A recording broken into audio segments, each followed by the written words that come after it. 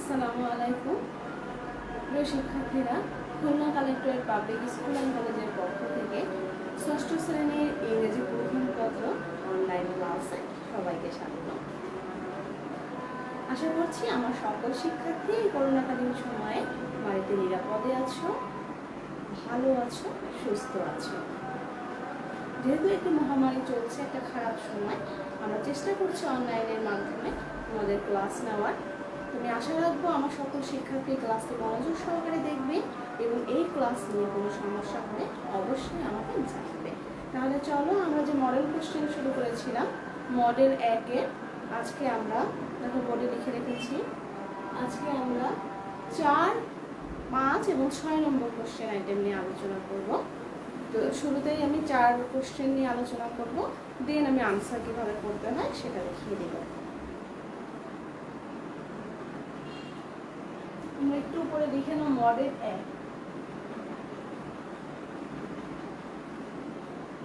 Model 1,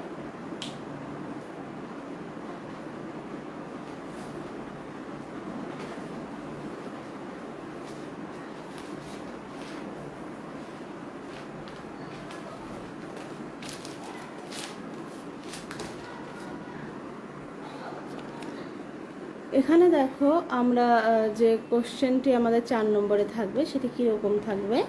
ফার্স্টে আমাদের এরকম একটি বক্স থাকবে। কোশ্চেনটা কি আছে, read the text below and complete it with suitable words given in the box. যে নিচের এই যে বক্সটি আছে, এই বক্স থেকে এই নিচের এই বক্সটি আগে পড়তে বলেছে এবং যে শূন্যস্থানটি আছে ওটি পূরণ করতে বলেছে। সুইটেবল ওয়ার্ডস মানে হচ্ছে উপযুক্ত শব্দ গিভেন ইন দ্য বক্স, মানে বক্সের ভিতরে যে শব্দগুলো দেওয়া আছে তার ভিতর থেকে উপযুক্ত শব্দ নিয়ে আমার নিচের টেক্সটটি পূরণ করতে হবে। এখানে নাম্বার আছে 0.5 × 10 = 5, তার মানে 10টা শূন্যস্থান, প্রত্যেকটি শূন্যস্থানের জন্য মার্কস হচ্ছে হাফ। তাহলে কি কি আছে আমরা একটু বক্সের শব্দগুলো সম্পর্কে আগে জেনে নেব। This, them, telling, gossip, gossip মানে হচ্ছে গল্প করা, গুড, নেমড, নেমড হচ্ছে নামকরণ করা কোনো, স্টোরিজ তো গল্প, এটা জানো, অ্যাগো হচ্ছে পূর্বে, আর গ্র্যান্ড, গ্র্যান্ডের অনেক অর্থ আছে। গ্র্যান্ড মানে মহান হয়, গ্র্যান্ড মানে হচ্ছে খুব এক্সেলেন্ট কিছু হয়, মানে চমৎকার, সুন্দর, ইন্টারেস্টিং, এর ধরনের অর্থ মিন করে। এখন আমার টেক্সট পড়ে বুঝতে হবে যে আমার আসলে এই টেক্সটের জন্য কোন অর্থটি এখানে অ্যাপ্রোপ্রিয়েট। এরপর আছে উইথ, উইথ মানে হচ্ছে সাথে। Many years dash an old man dash Abdur Rahman lived in a village. আমরা যখন পরীক্ষার হলে কোশ্চেন আনসার করব, আমরা অনেকেই যেটা করে থাকি যে এইভাবে শূন্যস্থান পুরা টেক্সটটি না পড়েই করার চেষ্টা করি, সেটা করা যাবে না। কারণ কি, টেক্সটের পুরো টেক্সটটা পড়লে একটা ধারণা লাভ করা যায় যে কি সম্পর্কে টেক্সটটি আছে এবং একটা সেন্টেন্সের পরের সেন্টেন্সটি কি আছে, এটা সিকোয়েন্সের উপরও অনেক কিছু নির্ভর করে। এই জন্য আমরা শুরুতেই শূন্যস্থান পূরণ করতে যাব না, শুরুতেই আগে টেক্সট সম্পর্কে একটা ধারণা লাভ করব এই অবস্থায় প্রশ্নটি পড়ে। ঠিক সেম কাজটি আমি এই মুহূর্তে করছি এবং যতটুকু অর্থ এইভাবে মানে পড়া যায় ততটুকুই আমি তোমাদের বোঝানোর চেষ্টা করব। তাহলে many years dash an old man dash Abdur Rahman lived in a village, যে অনেক বছর পূর্বে একজন বৃদ্ধ মানুষ আব্দুর রহমান একটা গ্রামে বাস করতেন। হি হ্যাড 6 sons, তার 6টি ছেলে ছিল। হি লিভড উইথ ড্যাশ, তিনি এখানে যেহেতু সাথে কারো সাথে হয়তো বাস করতেন, এরকম শূন্যস্থান আছে। He had many dash children, তার অনেক শিশু, অনেকগুলো তার মানে ছেলে মেয়ে ছিল, বাচ্চা ছিল, সেটা বলছে বেবি ছিল। হি অফেন স্যাড ড্যাশ দেম, তিনি প্রায় তাদের পাশে বসে থাকতেন। তারপরে যেটা দেওয়া আছে, he loved his grandchildren, তিনি তার নাতি নাতনিদের খুব ভালোবাসতেন। His grandchildren also loved him, তার নাতি নাতনিরাও তাকে ভালোবাসতেন। He like to dash with them, তিনি তাদের সাথে ড্যাশ পছন্দ করতেন। হয়তো এখানে যেটা আছে গল্প করতে পছন্দ করতেন, এরকম হতে পারে। Sometimes he told many dash to them, মাঝে মাঝে তিনি তাদেরকে কি বলতেন, তিনি তাদেরকে গল্প বলতেন, তাই না? He was like to dash with them, তিনি তাদের সরি আমি একটু গ্যাপ চলে গেছে, যেখানে sometimes he told many dash to them, যে মাঝে মাঝে তিনি তাদেরকে অনেক গল্প বলতেন। He was dash in story. দেখো এই গল্প শব্দটা কিন্তু আমি পরের লাইন থেকে আরও বেশি ক্লিয়ার হলাম যে তিনি ছিলেন ড্যাশ ইন স্টোরি। এখানে হচ্ছে বলা যেতে পারে যে তিনি গল্প বলতে হয়তো পছন্দ করতেন, তাই না? টেলিং ইন স্টোরি এরকম হতে পারে dash, and children like dash stories, এবং শিশুরা তার এই গল্প এরকম পছন্দ করতো। এখন কোন ধরনের গল্প, এরকম শূন্যস্থান আছে যেহেতু। তো দেখো এই যে স্টোরি শব্দটা কিন্তু আমি পরের লাস্ট লাইনে পেয়ে গেলাম, তার মানে আমি আরও বেশি কনফার্ম হলাম যে তিনি গল্প বলতেন। এজন্য আমরা এভাবে পড়ে একটা মোটামুটি একটা বাংলা মিনিং করে কিন্তু টেক্সটটা পড়ে ফেলতে পারি। এটা কিন্তু খুব ইজি ওয়ে। এজন্য আমি বলবো আমার শিক্ষার্থীদেরকে তোমরা আগে এভাবে শূন্যস্থান পূরণ না করে টেক্সট সম্পর্কে এবং এই যে বক্সের যে শব্দগুলো আছে সেই শব্দগুলো সম্পর্কে আগে ধারণা নিবে, তারপরে তুমি এভাবে শূন্যস্থান পূরণ করা ছাড়া টেক্সটটি পড়ে একটা দেখবে যে ধারণা লাভ করতে পারবে। যেমন দেখো আমি কিন্তু অলরেডি কিছু বলে ফেলছি, কিছু শূন্যস্থানের কথা, এবং দেখো যখন আমি পুরো টেক্সটটা পড়ি তখন আমার কনসেপ্টটা ক্লিয়ার হয় যে কি সম্পর্কে এখানে বলা আছে। এবং লাস্টে যে সেন্টেন্সটা আছে দেখো এখানে স্টোরি বলা আছে যে he was dash in story dash and children like dash stories, যে তিনি ছিলেন গল্প প্রতি হয়তো আগ্রহী এরকম। তাহলে যেহেতু দেখো তোমার প্রশ্নের ভিতরেই কিন্তু আনসার ইনডিরেক্টলি অনেক লুকিয়ে থাকে, এটা আমাদের প্র্যাকটিস করতে করতে আমরা বুঝে যাব। ঠিক আছে, যত বেশি প্র্যাকটিস করবে তত বেশি দেখবে যে তুমি বেশ ভালো পেরে যাচ্ছ। তাহলে চলো আর কথা না বাড়ে এবার আমি দেখাবো তোমাদের, দেখানোর চেষ্টা করব যে আমার পরীক্ষার সময় আমি কিভাবে আমার আনসার স্ক্রিপ্টে আমি লিখে আসবো, আনসারটা আসলে কোন স্টাইল ফলো করে লিখতে হবে। আনসার লেখারও একটা প্রসিডিউর আছে, সেজন্য আমরা সুন্দর গোছালো ওয়েতে লিখবো। দেখো শুরুতে যেটা করবা,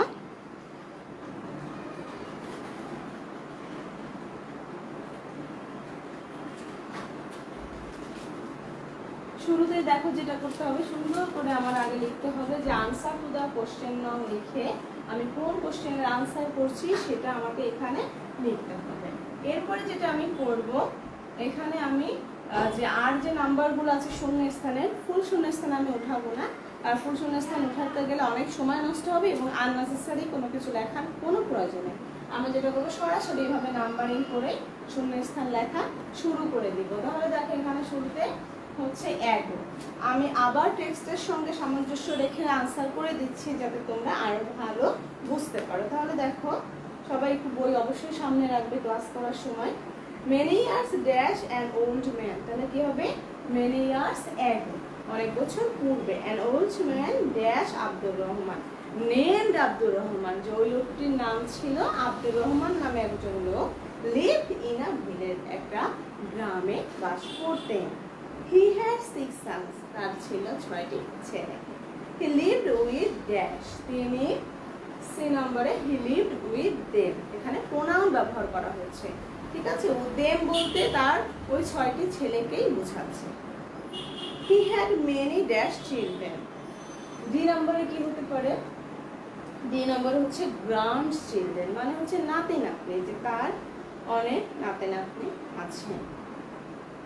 দেখো গ্র্যান্ডের অনেক মিনিং হয়, কিন্তু তখন আমি যখন বক্সের ভিতর থেকে শব্দটা নিয়েছি আমি শুধুমাত্র অনলি গ্র্যান্ডের মিনিংটা বলেছি, কারণ তখনও আমি জানি না যে আসলে এই টেক্সটের ভিতরে কি আছে। হ্যাঁ, এই জন্য দেখো আমার বক্সের শব্দও আগে শিখতে হবে, দেন আমার টেক্সটের অনুযায়ী তোমাদের যেটা বলেছি আমি টেক্সট অনুযায়ী কন্টেক্সচুয়াল মিনিং বুঝতে হবে। যেহেতু পুরো শব্দটা তখন চলে আসলো গ্র্যান্ড চিলড্রেন, দেখো একদম ভিন্ন একটা অর্থ চলে আসছে, যে গ্র্যান্ড চিলড্রেন মানে নাতি নাতনি।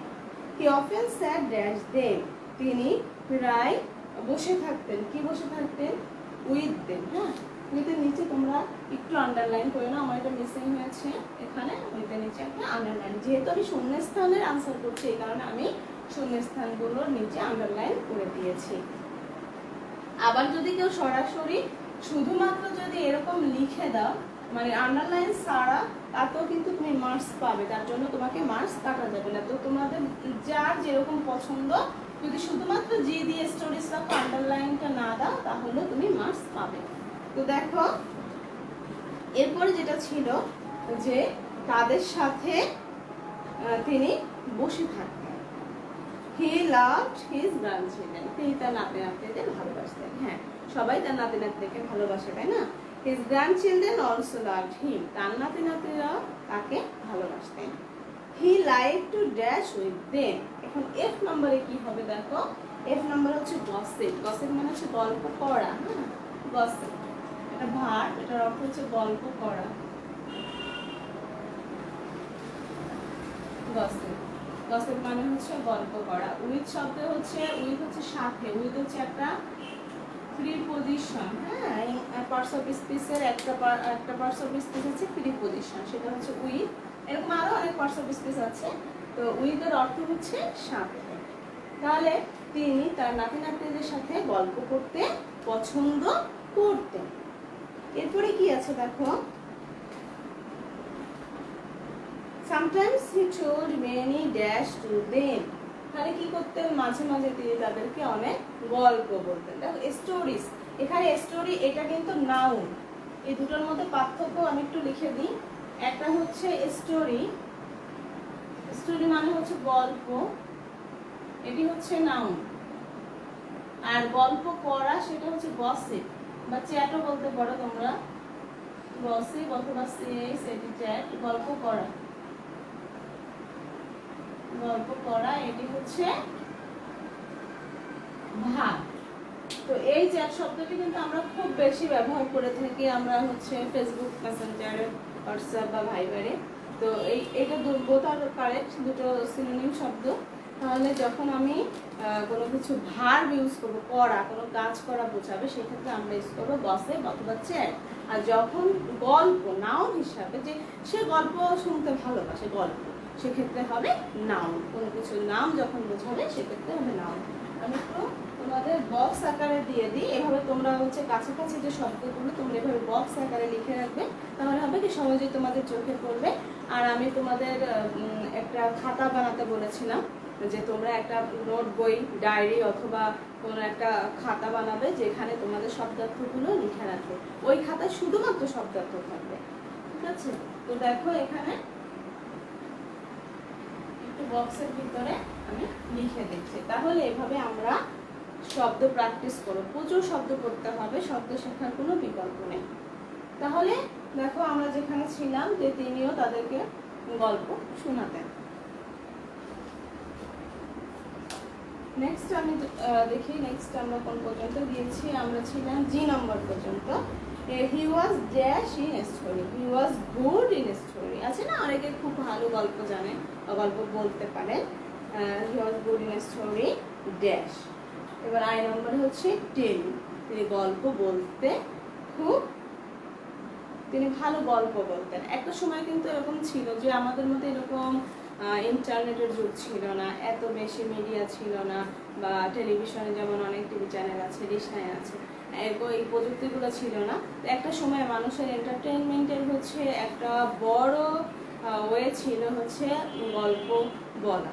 এরকম আছে কিন্তু যারা হচ্ছে গল্প কথক, স্টোরি টেলার ছিলেন, তারা হচ্ছে মনে করো একটা জায়গায়, একটা বট গাছের নিচে বা নিরিবিলি কোনো একটা রুরাল এরিয়ায়, গ্রাম্য পরিবেশে, গ্রামের ভিতরে তারা একটা টাইমিং দিয়ে দিত যে ওই সময় হয়তো গল্প বলতেন। এবং এত সুন্দর করে গুছিয়ে গল্প বলাটাও কিন্তু একটা আর্ট।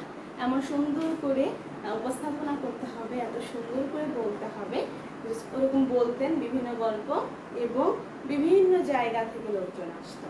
এবং এটা সাধারণত করা হতো সন্ধ্যার পরে, বা যে টাইমে লোকজন কাজ সেরে, হ্যাঁ, কাজ করে অবসর সময় শুনতে পারে, এরকম একটা টাইমিং সিলেক্ট করা হতো। তো এরকম আমরা ছোটবেলা আমরাও আমাদের দাদা দাদির কাছ থেকে, নানানের কাছ থেকে অনেক গল্প শুনেছি, তাই না? খুব মজাই লাগে শুনতে। তো দেখো, তো এরকমই বলছে যে তিনি হচ্ছে গল্প বলায় ভালো ছিলেন। And children like dash stories, children like his stories, তার গল্প শিশুরা পছন্দ করতেন। এই হচ্ছে আমাদের 4 নম্বর। তাহলে এরকম আমাদের 4 নম্বর কোশ্চেনে এরকম শূন্যস্থান আসবে একটা বক্সের ভিতর থেকে। শূন্যস্থানের সঠিক শব্দটি আমাকে সিলেক্ট করতে হবে এবং অবশ্যই পুরো টেক্সটটি পড়ে আমি একটা কন্টেক্সচুয়াল মিনিং অনুযায়ী টেক্সটের ভিতর থেকে আমি শব্দটা চয়েস করব এবং এভাবে পরীক্ষার খাতায় আনসার লিখে আনবো। যদি তুমি সঠিকভাবে আনসার লিখতে পারো সেক্ষেত্রে তুমি এখান থেকে মার্কস পেয়ে যাবে কত? 5, তাই না? হ্যাঁ, 5 মার্কস পেয়ে যাবে, কারণ 10টা শূন্যস্থান এক একটাই হচ্ছে হাফ মার্কস করে। 0.5 মানে হচ্ছে হাফ মার্কস। তো এই হচ্ছে আমার 4 নম্বর কোশ্চেন। তো আমরা আরও অনেক প্র্যাকটিস করবো যেহেতু আমরা এখন প্র্যাকটিস সেশনে আছি। আর এবার আমি চলে যাব 5 নম্বর কোশ্চেনে। তার আগে যদি কারো আজকের এই 4 নম্বর নিয়ে কোনো সমস্যা থাকে অবশ্যই আমাকে কমেন্ট করে জানাবে। তাহলে চলো এরপরে চলে যাবেন 5 নম্বরে। 5 নম্বরে আমাদের কোশ্চেন কিভাবে আসে। যেহেতু লাইভ ক্লাস, আমি হচ্ছে এখান থেকে যদি বই এভাবে পড়ে যাই তোমরা দেখতে পারো না, এজন্য আমি ক্যামেরার সামনে বইটি নিয়ে আসি যখন টেক্সটটা পড়ানো হয়। তোমরা অবশ্যই বই সামনে রাখবে, বই খাতা কলম এগুলো তো থাকতেই হবে ক্লাস করার সময়। আর হচ্ছে এবার হচ্ছে আমি চলে যাব 5 নম্বর কোশ্চেনে।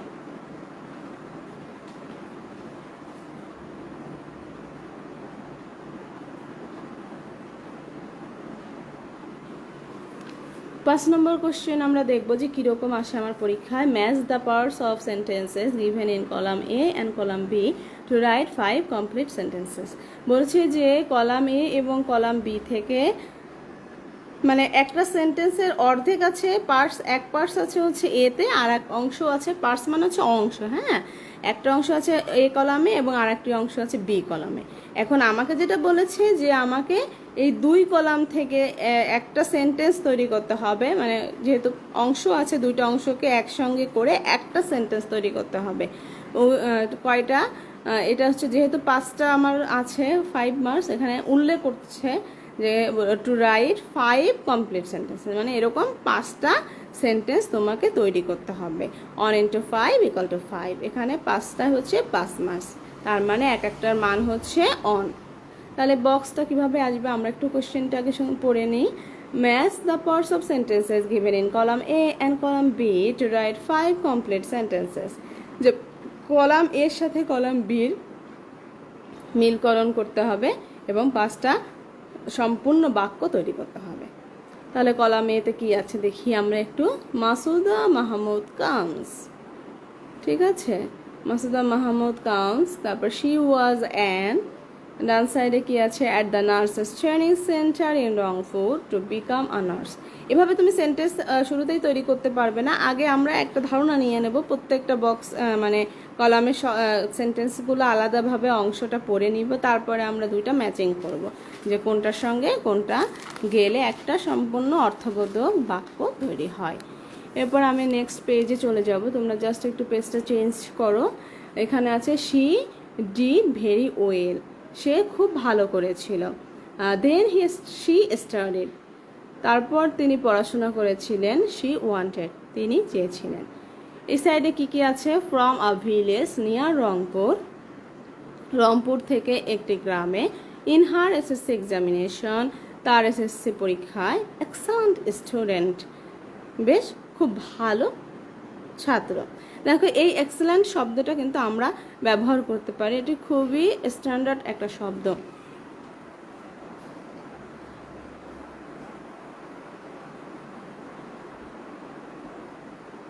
এখানে দেখো যে শব্দটার কথা আমি বলছি, দেখো আমি কিন্তু শব্দ নিয়ে মোটামুটি আলোচনা করার চেষ্টা করি তোমাদের বোঝানোর জন্য। তোমরা অবশ্যই শব্দের গুরুত্ব বুঝবে এবং প্রচুর শব্দ প্র্যাকটিস করবে। যখন স্কুল খোলা ছিল, আমি তোমরা যারা আমার ক্লাস পেয়েছো এর আগে তোমরা জানো যে আমি কি করতাম, আমি মাঝে মাঝে কি করতাম, তোমাদের কুইজ টেস্টের ব্যবস্থা করতাম, গ্রুপ ভাগ করে দিতাম। হ্যাঁ, মনে করো 3টা সারিতে বেঞ্চ আছে, যে এ বি সি এরকম গ্রুপিং করে দিতাম এবং আমি কোশ্চেন জিজ্ঞেস করতাম, এরপর আমরা উইনার ঘোষণা করতাম, তাই না? অনেক মজা হতো। তো তোমরা এখন যেহেতু বাসায় আছো করোনাকালীন সময়, তোমরা ফ্যামিলি মেম্বারদের সঙ্গে একটু মজা করে, এটাও একটা খেলা, শব্দ নিয়ে খেলা, এরকম খেলতে পারো যে কিছু শব্দ একজন জিজ্ঞেস করলো, তুমি তার আনসার করলে। হ্যাঁ, এটা অবশ্যই তোমার পড়ার ভিতরে, মনে করো একটা সপ্তাহে তুমি যতগুলো ওয়ার্ড তুমি শিখেছো, প্রত্যেক সপ্তাহের ওয়ার্ডগুলো মানে সপ্তাহের শেষের দিন ফ্রাইডেতে তুমি এটা প্র্যাকটিস করতে পারো একটু মজা করে। পড়াশোনা সবসময় আনন্দের ভিতর থেকে করতে হয়। তুমি যদি শুরুতেই ইংরেজিকে ভয় পাও, শুরুতেই মনে করো যে না এটা তোমাকে দিয়ে হবে না, তাহলে কিন্তু তুমি শিখতে পারবে না। তুমি মনে করবে এটা একদম ইজি, এবং আমি চেষ্টা করি একদম ইজিয়েস্ট ওয়েতে উপস্থাপনা করার, যতটা সম্ভব আমার শিক্ষার্থীরা বুঝতে পারে এবং লেভেল মেনটেন করে পড়ানোর চেষ্টা করি। মনে করি একই আইটেমস কিন্তু বিভিন্ন ক্লাসে থাকে, বিশেষ করে গ্রামারের কথা আমি বলবো। মনে করে একই টেন্স সব ক্লাসেই আছে বেসিকের জন্য, বেসিক শেখার জন্য। তো আমি যখন ক্লাস 3-তে টেন্স পড়াবো, আমার মাথায় কিন্তু থাকে যে আমার শিক্ষার্থীরা হচ্ছে ক্লাস 3-র স্টুডেন্ট। যখন সেম টেন্স আমি ক্লাস 9-এ পড়াবো, তখন কিন্তু আমাকে বুঝতে হবে যে আমি 9-এর স্টুডেন্টদের জন্য আমি পড়াচ্ছি। তো এটা কিন্তু অবশ্যই শিক্ষার্থীদের ক্লাস এজ ভেরিয়েশনের উপর ডিপেন্ড করে। তো তোমরা এই মানে শব্দগুলো আনন্দের মাধ্যমে শিখবে, বাসায় প্রচুর প্র্যাকটিস করবে। তো দেখো এবার যেটা বলবো আমি এক্সেলেন্ট শব্দটার কথা। আমরা সাধারণত ভেরি শব্দটা খুব বেশি ইউজ করি, যে ভেরি ব্যাড, ভেরি গুড, তাই না, ভেরি হট, ভেরি কোল্ড। তো ভেরিটা আমার কাছে মনে হয় যে খুব কমন এবং খুব একদম যদি সবসময় ইউজ করতে থাকি অনেকটা বোরিং হয়। তো আমরা যদি ভেরি গুড না লিখে বা না বলে আমরা যদি বলি এক্সেলেন্ট, দেখো জিনিসটা কিন্তু খুব সুন্দর হয়। তো আমরা কি বলবো এখন থেকে আমরা আর ভেরি বলবো না। আমরা পরীক্ষার খাতাও যদি তোমরা কেউ ভালো করো, সেখানে ভেরি গুড না লিখে আমরা লিখতে পারি এক্সেলেন্ট। অথবা তুমি কাউকে ভেরি গুড বয় বা ভেরি গুড এটা যে তুমি ভালো করেছো, সেক্ষেত্রে তোমরাও এক্সেলেন্ট শব্দটি কথা বলার ক্ষেত্রেও ব্যবহার করতে পারো। যেহেতু তোমাদের কিন্তু স্পিকিং অ্যান্ড লিসনিং আছে, আমি এগুলোর উপরে আলাদা ক্লাস নিব, তখন ডিটেলস আমি অনেক কিছু নিয়ে আলোচনা করব। তো দেখো এখানে আমি এই 4 নম্বর একটু মুছে দিতে যাচ্ছি। 4 নম্বর আমি মুছে দিচ্ছি। এটা কিন্তু মডেল 1, ঠিক আছে? উপরে আমি আবার লিখে দিচ্ছি মডেল 1, কারণ তোমরা অনেকে কনফিউজড হয়ে যাবে যে ম্যাডাম এখন কোন মডেল করাচ্ছে, খুঁজে পাচ্ছি না। আর পেজ নাম্বারটা আমি এই কারণে দিচ্ছি না যে যেহেতু আমার বইয়ের সঙ্গে তোমাদের বইয়ের ভ্যারিয়েশন থাকতে পারে, হ্যাঁ, পেজ নাম্বার নাও মিলতে পারে। আমারটা হচ্ছে গত বছর পুরানো এডিশনের বই, এই জন্য আমি এখানে পেজ নাম্বারটা এই কারণে লিখছি না। হ্যাঁ, তো দেখো মডেল 1, তোমরা এরপর হচ্ছে যে শব্দটা আমি বলেছিলাম যে ভেরি গুড আমরা না বলে আমরা ভেরি গুডের পরিবর্তে কি কথা লিখতে পারি? আমরা বলতে পারি এক্সেলেন্ট। আমরা বলতে পারি এক্সেলেন্ট। তাহলে এখন থেকে আমরা ভেরি গুড বলবো না, আমি এটা ক্রস করে দিচ্ছি, তাই না? কারণ আমার শিক্ষার্থীরা অনেক স্মার্ট। আমার Khulna collector public school and কলেজের প্রত্যেকটা শিক্ষার্থী আমি মনে করি অনেক প্রতিভাবান এবং তাদের ভিতরে অনেক সুপ্ত প্রতিভা লুকিয়ে আছে। হ্যাঁ, সুপ্ত প্রতিভা খুব সুন্দর একটা মানে শব্দ, আমি একটু লিখে, এটা হচ্ছে ল্যাটেন্ট ট্যালেন্ট। হ্যাঁ, সুপ্ত প্রতিভা।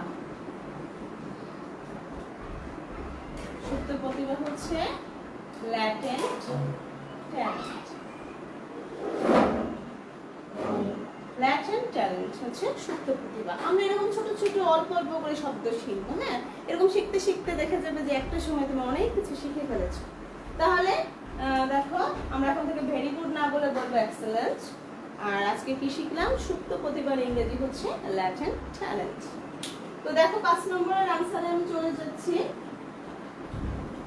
5 নম্বর যেটা করতে হবে, আমাকে দুই সাইড থেকে শব্দ নিতে হবে। যেহেতু আমার এই বইতে অন্য পেজে কিছু আছে, কিন্তু তোমাদের যখন কোশ্চেন সেট করা হবে পরীক্ষার সময় একটা পেজের মধ্যেই 2টি কলাম দেওয়া থাকবে। সেটা থাকলে কি হয়, তোমাদের আনসার করতে সুবিধা হয়, ইজিলি সেন্টেন্স মেক করতে পারবে। তাহলে শুরুতে হচ্ছে দেখো মাসুদা মাহমুদ কামসের সঙ্গে ফ্রম প্রিপজিশনটা আসে। কামস ফ্রম মানে কোথাও থেকে আসা। Masuda Mahmud comes from a village near Rangpur. Masuda Mahmud রংপুরের পাশের একটি গ্রাম থেকে এসেছে। এটা হচ্ছে কাম ফ্রম শব্দটি আমি আরো একটু ক্লারিফাই করে যদি বলতে চাই, মনে করো আমাদের কাছে জিজ্ঞেস করা হয় না যে তোমার দাদার বাড়ি কোথায় বা তোমার গ্রামের বাড়ি কোথায়, সেম তুমি হচ্ছে এটা বোঝায় তোমার অরিজিন কোথায়, অরিজিনাল বাড়ি কোথায়। মনে করো তোমার বাড়ি হচ্ছে বাগেরহাট অথবা যশোর, আমি সাপোজ বলছি, মনে করো। তো সেখানে তুমি বলতে পারো যে I come from Bagerhat, I come from Jessore. এই মুহূর্তে আমরা সবাই খুলনায় আছি বা খুলনায় বাস করছি কয়েক বছর যাবত, কিন্তু অরিজিনাল তোমার হোম ডিস্ট্রিক্ট যেটাকে বলি, তো সেটা যদি আনসার করতে যাও বা কেউ যদি তোমাকে প্রশ্ন করে যে তুমি কোথা থেকে এসেছো, তাহলে হোয়ার আর ইউ কাম ফ্রম। তো কাম ফ্রমটা কিন্তু আমরা এখানে যেহেতু মাসুদা মাহমুদ হচ্ছে থার্ড পারসন সিঙ্গুলার নাম্বার, এর জন্য একটা এস যোগ করা হয়েছে, কামস ফ্রম। যেহেতু আমরা টেবিল করছি, টেবিলে আমাদের সবকিছুই দেওয়া থাকবে, কোনো কিছু নিচ থেকে আনতে হবে না। তাহলে আমাদের প্রথম আনসার হচ্ছে Masuda Mahmud comes from a village near Rangpur. এবার আমি নেক্সট 2 নম্বরে চলে যাব। ম্যাচিং এর ক্ষেত্রে সবসময় বাম সাইডটা আগে লিখবে। মনে করো এই যে 1 নম্বর দিয়ে 1 নম্বরের বাম পোর্শনটা আমি আগে লিখেছি, বাম সাইডে আমার সেন্টেন্সের যে অংশটি আছে সেটা আমি আগে লিখেছি। সেম ভাবে তুমি সবগুলোরই বাম সাইডের পোর্শন আগে লিখবে, দেন তুমি ওটার সঙ্গে ম্যাচ করবে যে এটার সঙ্গে আমার ডান পাশে কোন অংশটুকু অ্যাপ্রোপ্রিয়েট বা সুইটেবল হয়। তাহলে শেষে পরেরটা হচ্ছে she was an excellent student। আমরা কি বলি? Good student, good student. এই গুড স্টুডেন্ট জানে না এমন কেউ নেই। যখন তুমি একটু নিজেকে আলাদাভাবে প্রেজেন্ট করবে সেক্ষেত্রে দেখবে যে জিনিসটা আসলে একটু সুন্দর হয়, তাই না? আমরা তো চাই সব কিছুতে আমাদের স্মার্টনেস শো করতে। তো এখানে আমরা যদি বলি যে এক্সেলেন্ট স্টুডেন্ট, এটা কিন্তু আমরা কেউ বলি না, বলি আমরা কি বলি? Good student. আমরা এখন থেকে কি বলবো? Excellent student, excellent job. Okay, তাহলে she was an excellent student। আমি উচ্চারণ নিয়েও কথা বলবো, আমি অ্যাকসেন্ট নিয়েও কথা বলবো, অবশ্যই সেটা আমাদের স্পোকেন ক্লাসে। এরপরে দেখো 3 নম্বরে আমি চলে যাব। 3 নম্বরে আছে she did very well। সে খুব ভালো করেছিল। তাহলে ভালো করেছিল আমার ডান সাইডের অপশনের মধ্যে অবশ্যই কোনো একটা পরীক্ষা, তাই না? আমি ডান সাইডের অপশন আমি ম্যাচ করে দেখবো যে কোনটার সঙ্গে যায়। তাহলে she did very well in her SSC examination। দেখো তোমাদের কলামটা তোমরা সবসময় প্রশ্ন সামনে রাখবে, সামনে রেখে তোমরা ম্যাচিংটা করবে। এরপর আমি 4 এবং 5 নম্বরে চলে যাব। তো তোমরা যদি 5টা সুন্দরভাবে কারেক্ট করতে পারো, এখান থেকে তুমি 5 মার্কস ইজিলি পেয়ে যাবে। তো এখানে দেখো এরপরে আমি চলে যাব 4 এবং 5 নম্বরে।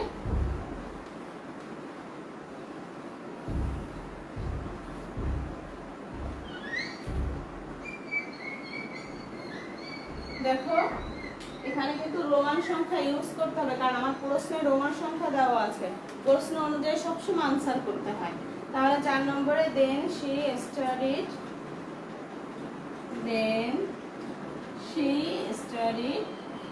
she কেন ব্যবহার করেছি? কারণ একটা মেয়ের নাম আছে, তাই না? এই জন্য আমরা জানি যে মেয়েদের ক্ষেত্রে she ব্যবহার করতে হয়। তাহলে দেন she studied at the nurses training center in Rangpur, at the nurses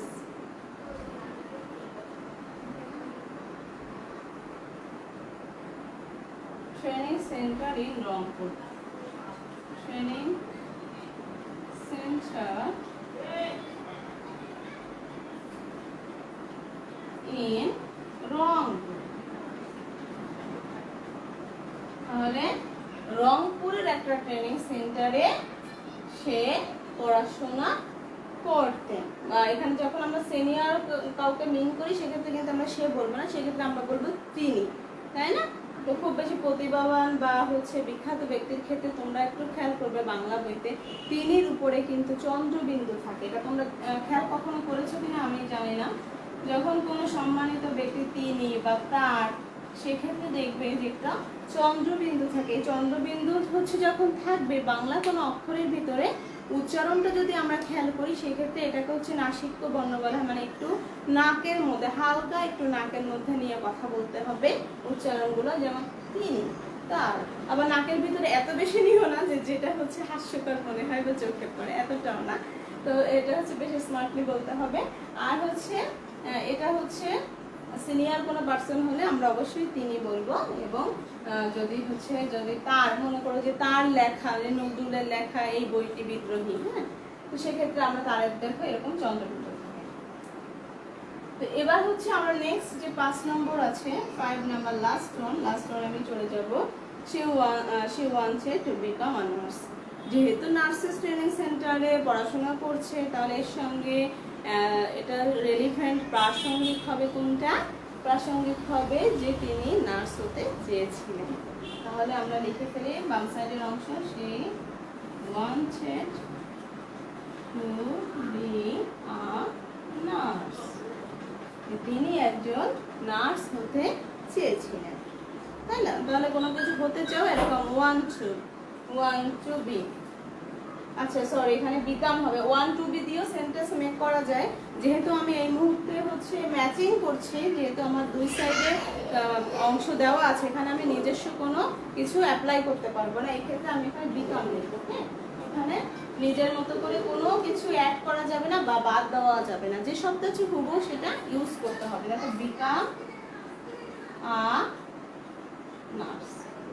ঠিক আছে, তাহলে এই হচ্ছে আমার পরের যে নেক্সট পোরশন, মানে নেক্সট আমার 5 নম্বরের আনসার।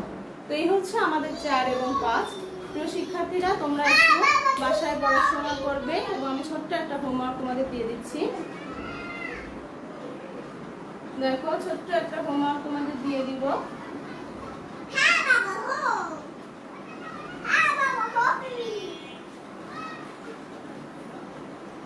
এখানে দেখো SW হচ্ছে মডেল 1 এর পড়া প্লাস। তাহলে আমাদের কি পড়া? যে মডেল 1 এর 4 এবং 5 নম্বর। প্রিয় শিক্ষার্থীরা, তোমরা বাসায় প্র্যাকটিস করবে এবং কোনো সমস্যা হলে অবশ্যই আমাকে জানাবে। তাহলে আজকের ক্লাস আমি এখানেই শেষ করছি। সেই পর্যন্ত সবাই সুস্থ থেকো, ভালো থেকো। আল্লাহ হাফেজ।